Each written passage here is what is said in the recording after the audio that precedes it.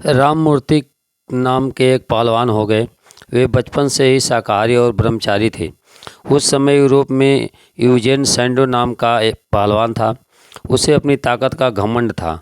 वह यूरोप में चुनौती देता था कि है कोई जो मेरे से कुश्ती करे। जब वह भारत आया तो पहलवान राममूर्ति ने उसे ललकारा, मुझसे कुश्ती करो।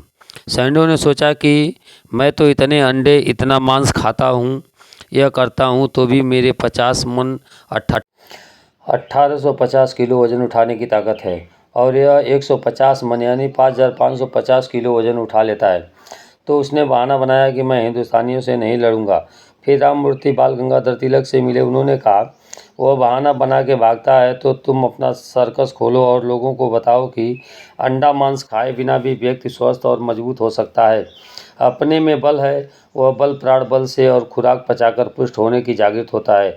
वैज्ञानिकों ने अभी यह सिद्ध किया है कि अंडा खाने से उतना फ़ायदा नहीं होता जितना दूध, फल, दालें, मेवे, हरी सब्जियां से होता है। एक आंवला अथवा नारंगी के 100 ग्राम रस से जितना विटामिन सी मिलता है उतना विटामिन सी 100-200 अंडे खाएं तब भी नहीं मिलता। आंवले नारंगी में विटामिन सी खूब है। केले में कैलोरी, चने में, मूंग मटर में प्रोटीन आदि तत्व बहुत है।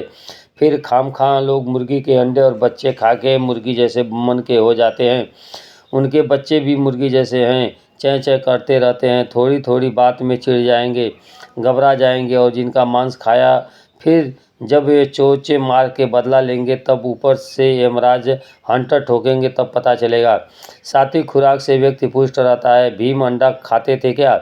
नहीं। फिर कैसे मजबूत रहे? हनुमान जी ने कभी अंडा खाया होगा क्या? हनुमान जी के साथ संसार का कोई भी पहलवान कुश्ती करे तो उसको हनुमान जी पूंछ में लपेटकर घुमा के नचा देंगे। प्राणायाम, ध्यान, ब्रह्मचर्य, कसरत, प्रसन्नता आदि से जो शक्ति मिलती है वह सात्विक शक्ति होती है। राममूर्ति इतने मजबूत पहलवान हो गए कि 25-25 हार्स पावर की जीपों को अपनी दोनों तरफ खड़ी करते और उनको जंजीरों से बांध के पकड़ लेते। दोनों तरफ से वाहन चालक गाड़ियां चलाते, गाड़ियों के पहिए वहीं घूमते रहते। राममूर्ति से गाड़ियां छूटती नहीं। अपनी छाती पर पटिया रख के हाथी को पसार करवाते थे। कुछ नहीं लगता था, श्वास रोक देते थे। 8000 पाउंड यानी 3629 किलो का पत्थर अपनी छाती पर रखकर घंटों से उसे तुड़वाते थे। कुछ नहीं होता था। ऐसे ऐसे खेल करते कि लोग दंग रह जाते। उन्हें कलयुग का भीम कहा जाता था। राममूर्ति ने अपना सर्कस खोला और विश्व भर में प्रसिद्धि पाई।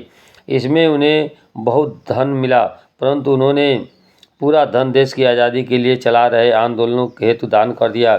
हिंदुस्तानी इतने दुर्बल क्यों हो गए? पहलवान राममूर्ति पहले कैसे थे? वे जब विद्यालय में पढ़ते थे तो दुर्बल पतले थे। विद्यालय में जाते जाते सांस चढ़ जाती थी, परंतु माँ ने हनुमान जी, भीम आदि की गाथाएं सुनाकर संस्कार भरे। शरीर को सुदृढ़ करने के लिए उन्होंने पहले विदेशी कसरत का सहारा लिया, परंतु उससे कोई विशेष लाभ नहीं हुआ।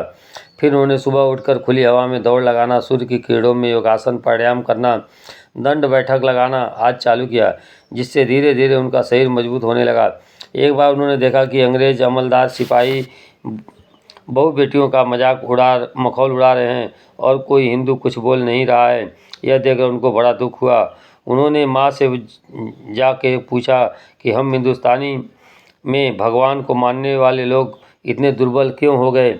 माँ बोली, बेटा ये अंग्रेज हैं, बड़े साहब हैं। ऐसा सोचकर अपना मन कमज़ोर हो गया।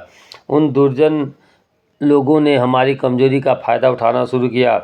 माँ, अपनी बहू बेटियों को वे अंग्रेज सिपाही जैसा चाहे वैसा हाथ पकड़ के घसीट ले जाते हैं और दूसरे कायर पुरुष की तरह देखते रहते हैं। माँ, मेरे को होता है कि उन्हें पकड़ के ठीक कर दूं। बेटा अभी नहीं, तू थोड़ी शक्ति प्राप्त कर ले, फिर शक्ति का अभाव दिखाएगा न तो दूसरों को भी शक्ति भरेगी और अंग्रेज अपने आप भाग जाएंगे। हुआ भी ऐसा ही। राममूर्ति, लोकमान्य तिलक, योगी अरविंद, सुभाष चंद्र बोस, महात्मा गांधी जैसे लोगों ने अपना मनोबल दृढ़ किया तो अंग्रेज को भागना पड़ा। इसलिए नियमित थोड़ा योगाभ्यास करें, शाकाहारी भोजन करें, सदाचार करें, संत जनों का संग करें, भगवत प्रीति, शांति, भगवत आनंद में गोता मारें और स्वस्थ एवं सुव्यवस्थित हों।